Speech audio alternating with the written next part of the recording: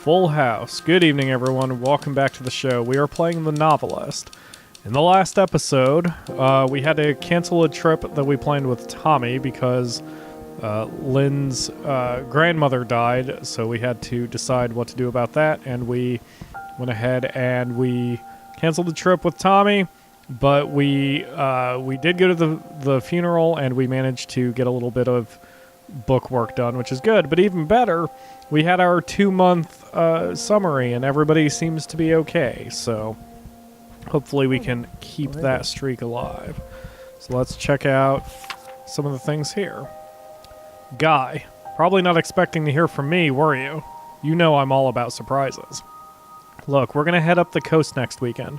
We're doing the drive from LA to Seattle. I have an interview up there on Tuesday, and Kelly has a friend who's going to introduce her to some casting people from Vancouver.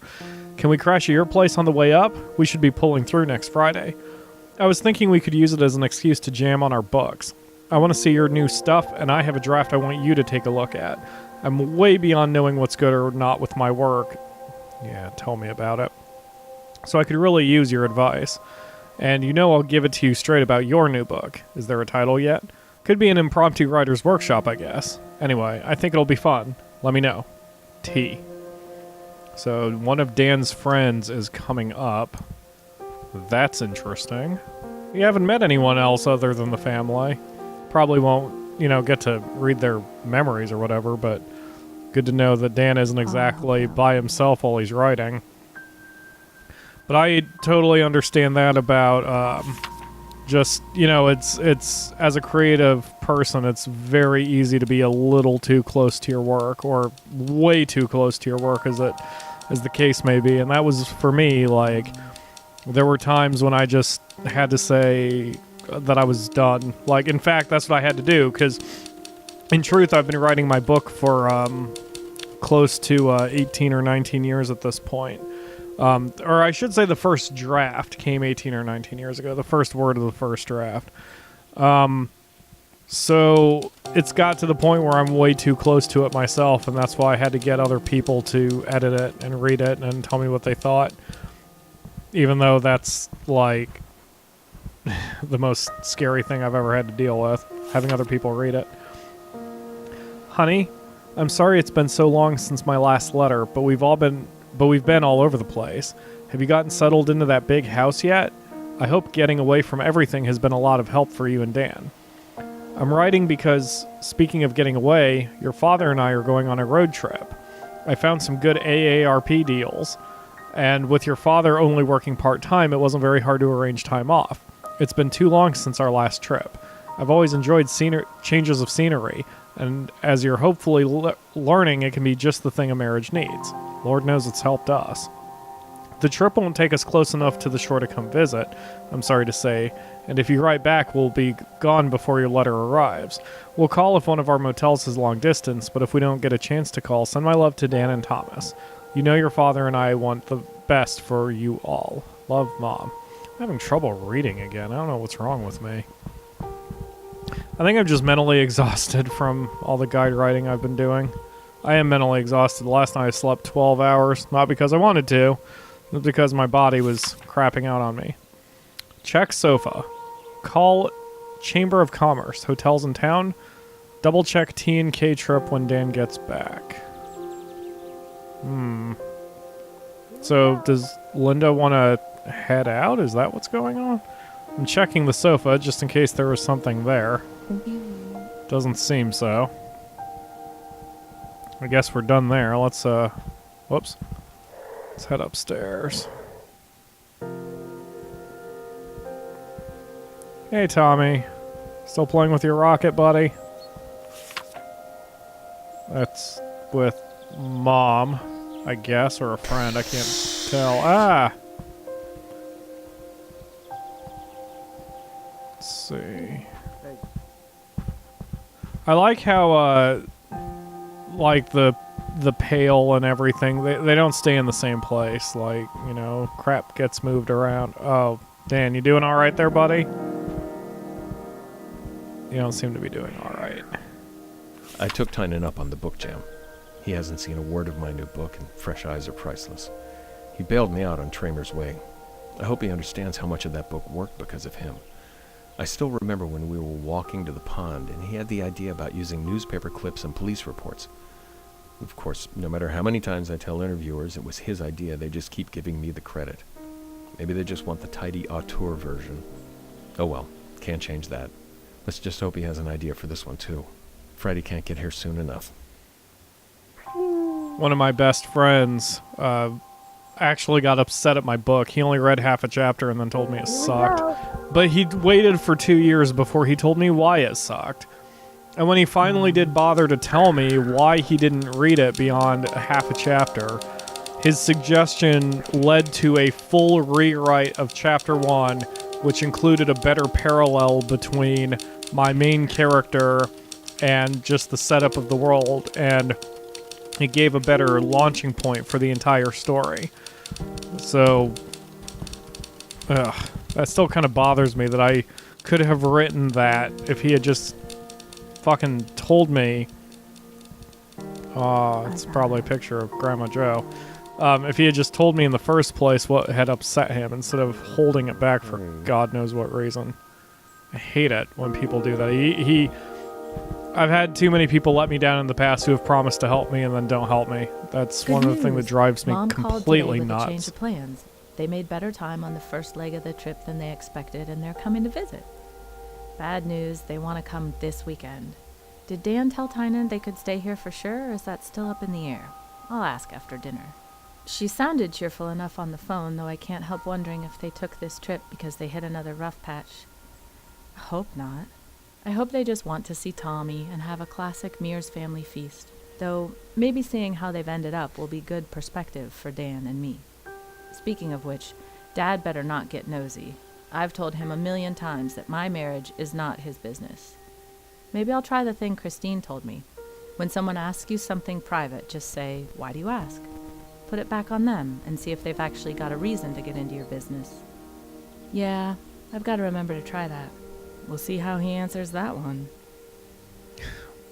Alright, all of Linda's clues. Didn't want to bother you while you were working, but didn't want to forget again. But meaning to ask, have you found any ponds on your hikes? Creeks? No rush, just curious. It's Dan to Linda, I guess. So, Tommy, we are still missing one clue from him. I thought I saw everything. I apparently did not. It's easy how that happens in this game. Wait, is there something on the table? No, I don't think so. The chairs are not pushed back in. That's a pet peeve of mine. Pushing your chairs! Ah! Wait, did I read this? Yes, I read that. Okay. I know I looked at that. I wonder if the story changes at all if you don't find everything, or if it just all comes down to your decisions. I mean, I guess if you don't find everything, that pigeonholes your decisions, which would affect the story. But okay, that's the main letter. So we have Linda's parents coming up here the same weekend that Dan's friend is here, and I can feel for Dan, who not only wants to be inspired by his friend, but at least if he's like me, you don't have any friends. And, you know, like all my friends moved away, so I really don't ever get to talk to anybody. So whenever I do have a friend here, I always make sure I make time for them. So that is the thing I'm favoring, if that is indeed what's going on here. I did look at that, right? Yeah, okay. Okay, Tommy, what else? What else do I need to possess or look at for you, huh?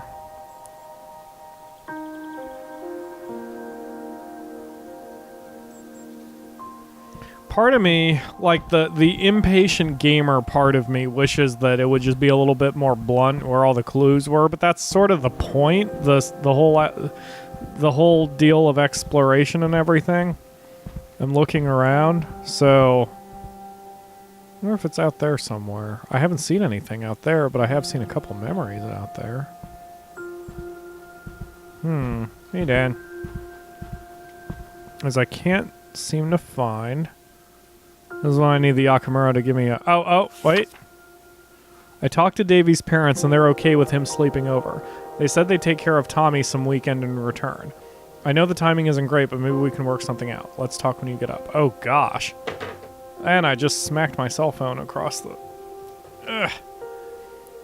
So, Tommy's friend wants to come over too. Man, this is all happening on the same week. Okay, let's check the memories here. You can sleep with us. What about Tommy?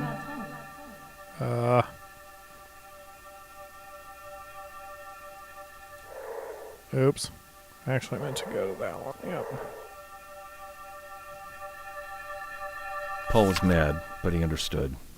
It helped that I threw him a bone with the quarterly idea. I think it appealed to his competitive nature. He said he wasn't sure it would work, but I knew he was sandbagging. He probably took it as a personal challenge and called Brackett to pitch the idea as soon as we hung up. That's good. It's good to hear that Dan got something accomplished.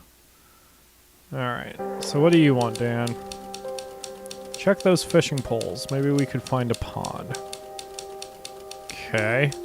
At first I'm like, how is that going to help you? Right, but Dan is not like me. Dan probably gets his inspiration from just being out and about. I don't. I need to sit and think. That's the only way I can get anything accomplished.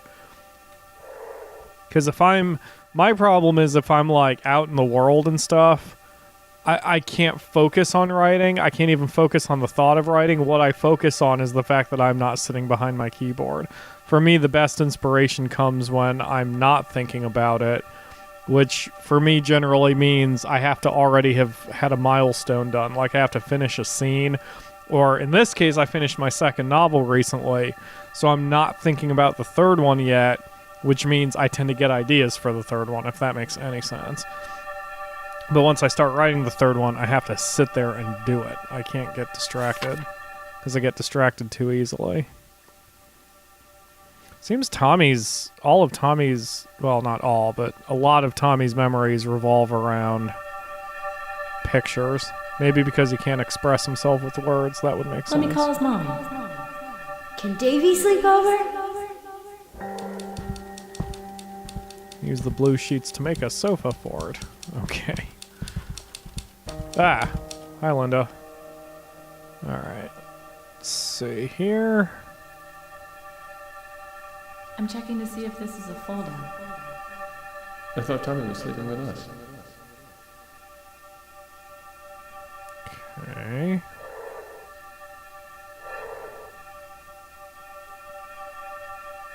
Come on. No, not what I'm wanting to do here. Oh, gosh. Okay, there we go. We just got back from the funeral. It was even harder than I expected, but it was moving to see just how many people loved Grandma Jo. She really was a special woman. Dan was there every step of the way, even though we got in a lot of trouble for missing that book signing. I don't think it's fair how mad they got at him about that. It was a funeral. But I guess that doesn't count for much in the business world.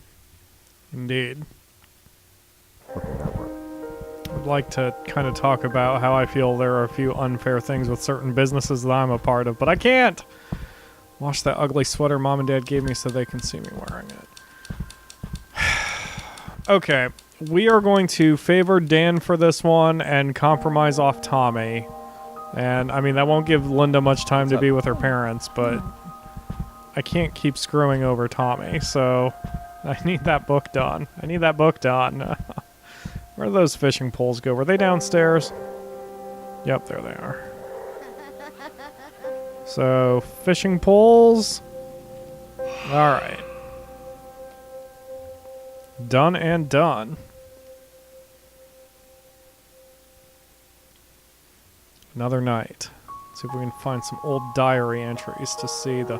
I still wonder what's going on with these diary entries. Like, if they're actually here, or if this is our ghost just thinking back on it, or if it's just Deus Ex Machina, I wonder. The Diary of K. Williams, May 15th. It is late, but I must record my thoughts.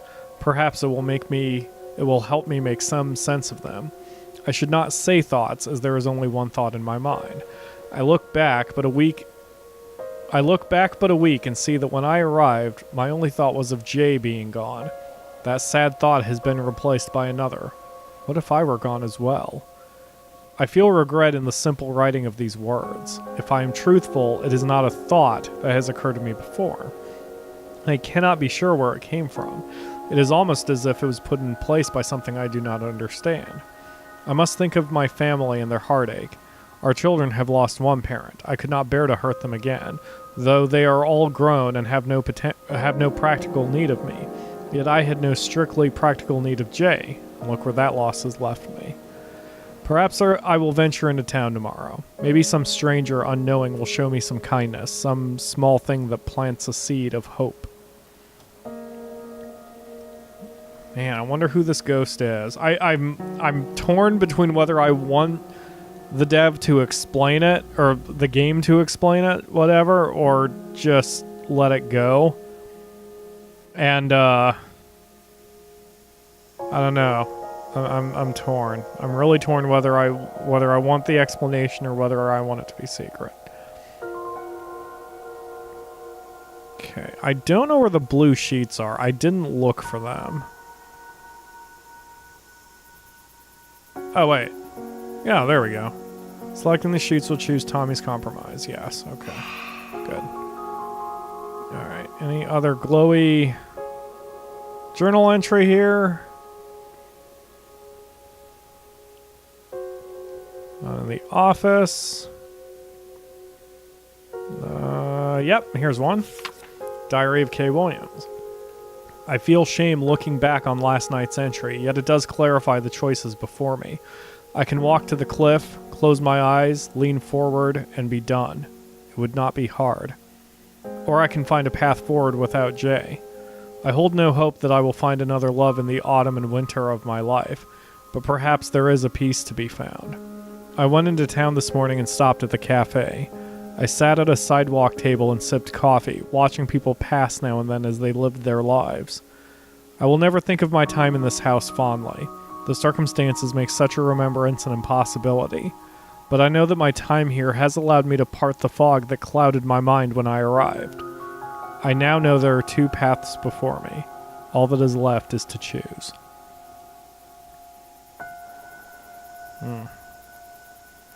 Alright, Dan, buddy. Here we go. Now let's see if I can actually read quickly, since I can't seem to read at all. Dan was too excited about getting Tynan's feedback to cancel the visit. He found that the fishing poles were in great shape, and he and his friend hit it off like they'd seen each other yesterday.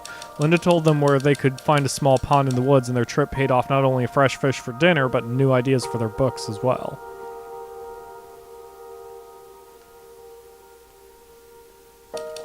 Dan knew how important it was for Tommy to play with his friends his age, so he grabbed the sheets and gave Tommy a few tips on the finer points of structural engineering and sofa fort construction. The extra house guests meant the boys had to keep the noise down and play quietly, which put a damper on some of their fun.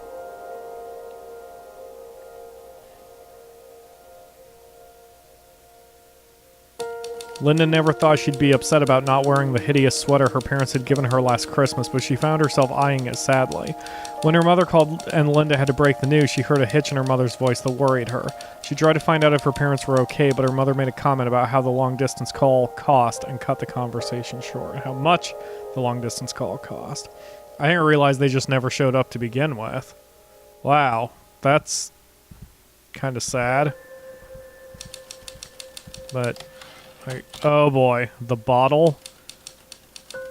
Linda and Tommy were getting worried about Dan. Well, we'll find out why they're worrying about him in the next episode. Thanks for watching, guys. I will see you tomorrow for another one.